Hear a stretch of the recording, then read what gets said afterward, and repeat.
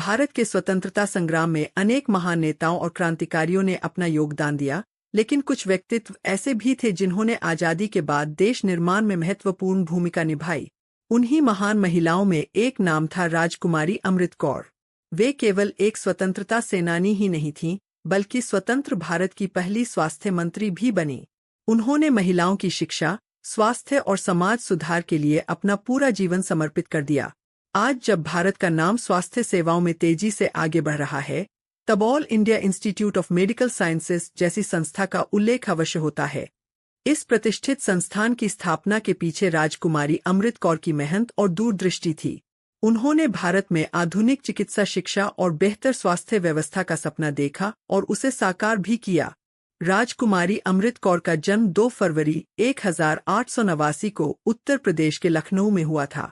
वे कपूरथला के शाही परिवार से संबंध रखती थीं। उनके पिता राजा हरनाम सिंह थे, जो एक शिक्षित और समाज सुधारक व्यक्ति थे। शाही परिवार में जन्म लेने के बावजूद अमृत कौर का जीवन केवल विलासिता तक सीमित नहीं रहा। बचपन से ही उनमें समाज सेवा और देशभक्ति की भावना थी। उन्होंने अपनी प्रारंभिक शिक्षा भारत में प्राप्त की और बाद में इंग्लैंड जाकर उच्च शिक्षा हासिल की।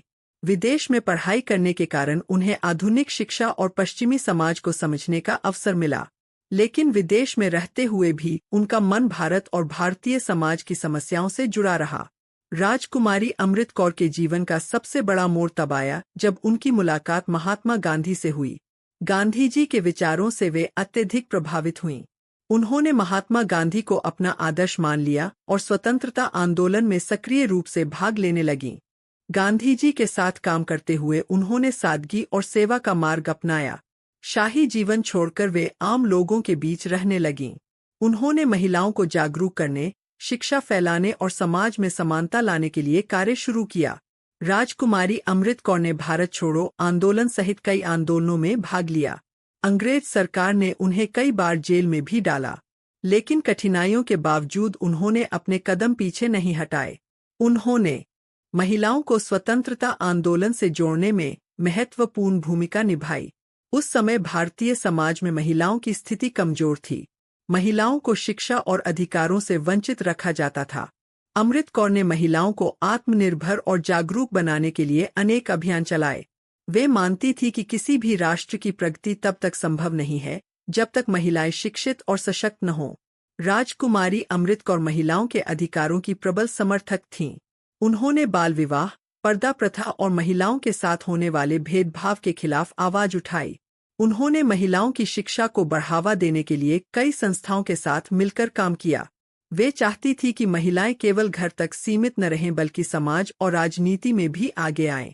उन्होंने अखिल भारतीय महिला सम्मेलन में भी महत्वपूर्ण भूमिका निभाई। इस संगठन के माध्यम से उन्होंने महिलाओं की स्थिति सुधारने के लिए अनेक प्रयास किए। 1947 में जब भारत स्वतंत्र हुआ, तब पंडित जवाहरलाल नेहरू ने अपनी पहली कैबिनेट में राजकुमारी अमृत कौर को स्वास्थ्य मंत्री बनाया। यह भारत के इतिहास में एक ऐतिहासिक क्षण था। स्वास्थ्य मंत्री बनने के बाद उन्होंने देश की स्वास्थ्य व्यवस्था को सुधारने का कार्य शुरू किया। उस समय भारत में अस्पतालों और डॉक्टरों की भारी कमी थी। ग्रामीण क्षेत्रों में स्वास्थ्य सेवाएं लगभग न के बराबर थीं। राजकुमारी अमृत कौर ने मातृ एवं शिशु स्वास्थ्य पर विशेष ध्यान दिया। उन्होंने टीकाकरण और स्वच्छता अभियानों को बढ़ावा दिया। राजकुमारी अमृत कौर का सबसे बड़ा सपना था कि भारत में एक ऐसा विश्वस्तरीय मेडिकल संस्थान बने जहां आधुनिक चिकित्सा शिक्षा और उपचार उपलब्ध हो। इसी सोच के साथ उन्होंने एम्स की स्थापना का विचार रखा। उस समय भारत आर्थिक रूप से कमजोर था और इतने बड़े संस्थान की स्थापना आसान नहीं थी, लेकिन अमृत कौर ने हार नहीं मानी। उन्होंने कई देशों से आर्थिक सहायता प्राप्त की और सरकार को इस परियोजना के महत्व के बारे में समझाया। उनकी मेहनत रंग लाई और 1956 में all India institute of medical sciences की स्थापना हुई। आज एम्स भारत का सबसे प्रतिष्ठित मेडिकल संस्थान माना जाता है। यहाँ से पढ़े डॉक्टर दुनिया भर में अपनी सेवाएं दे रहे हैं। एम्स केवल एक अस्पताल नहीं बल्कि भारत की स्वास्थ्य क्रांति का प्रतीक। इस संस्थान ने चिकित्सा शिक्षा और रिसर्च के क्षेत्र में नए मानक स्थापित किए। एम्स में गरीब और अमीर सभी को बेहतर इलाज मिलता है। यहाँ आधुनिक तकनीक और विशेषज्ञ डॉक्टर उपलब्ध हैं। यदि राजकुमारी अमृत कौर ने उस समय यह सपना नहीं देखा होता, तो शायद भारत को इतना बड़ा चिकित्सा संस्थान बनने में कई दशक और लग जाते। राजकुमारी अमृत कौर केवल राजनीति और स्वास्थ्य तक सीमित नहीं थीं। वे खेलों को भी बहुत महत्व देती थीं। उन्होंने महिलाओं को खेलों में भाग लेने के लिए प्रेरित किया। वे भारतीय रेड क्रॉस सोसाइटी से भी जुड़ी रहीं और समाज सेवा के अनेक कार्य किए। उन्होंने कुष्ठ रोग और तपेदिक जैसी बीमारियों के खिलाफ भी जागरूकता अभियान चलाए। शाही परिवार से होने के बावजूद राजकुमारी अमृत कौर ने हमेशा सादगीपूर्ण जीवन जिया। वे गांधी जी के आदर्शों पर चलती थीं। उन्होंने कभी अपने पद या शक्ति का दुरुपयोग नहीं किया। उनका जीवन सेवा, त्याग और समर्पण का उदाहरण था।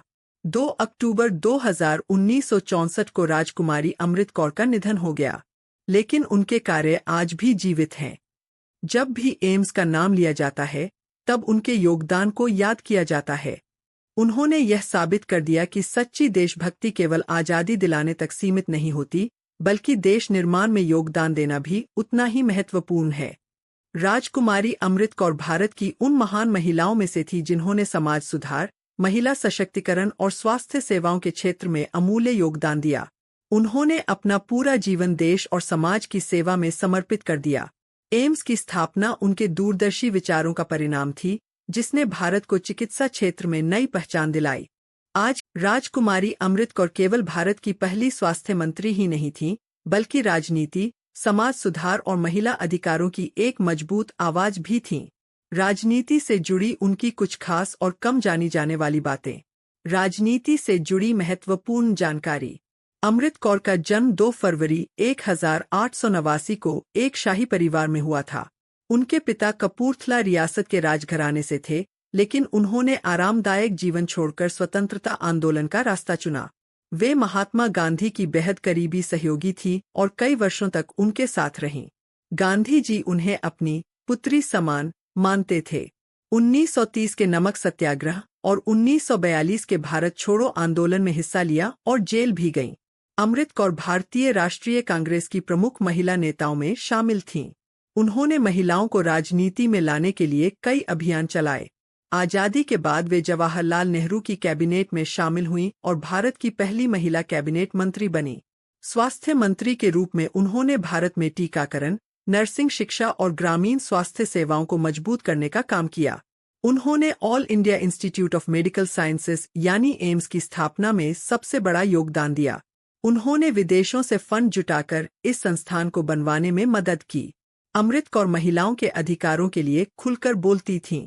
वे बाल विवाह, पर्दा प्रथा और महिलाओं के साथ भेदभाव के खिलाफ थीं।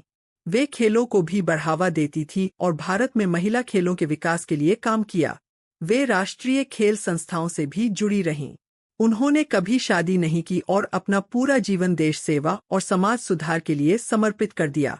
राजघराने में जन्मी एक राजकुमारी, जिसने ताज नहीं बल्कि भारत की सेवा को चुना, यही थी राजकुमारी अमृत कौर। कपूरथला के शाही परिवार में जन्मी अमृत कौर बचपन से ही पढ़ाई में बहुत तेज थीं। उन्होंने इंग्लैंड में शिक्षा प्राप्त की, लेकिन उनका दिल भारत और भारतीयों के लिए धड़कता था। जब देश अंग्रेजों की गुलामी से लड़ रहा था, तब अमृत कौर ने आरामदायक जिंदगी छोड़कर स्वतंत्रता आंदोलन में कदम रखा। वे महात्मा गांधी से बेहद प्रभावित थीं और कई वर्षों तक उनकी सहयोगी रहीं। उन्होंने नमक सत्याग्रह और भारत छोड़ो आंदोलन में हिस्सा लिया। इसके लिए